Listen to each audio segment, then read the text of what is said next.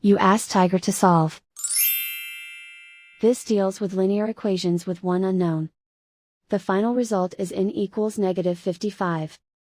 Let's solve it step by step. Group all constants on the right side of the equation. Subtract 1 from both sides.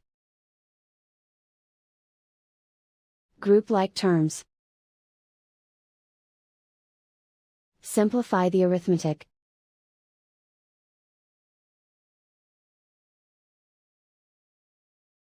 Isolate the n.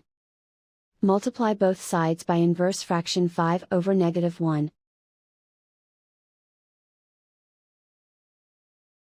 Group like terms.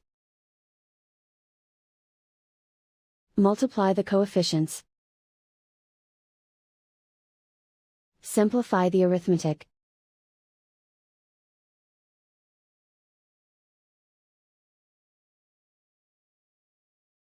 And so the final result is n equals -55.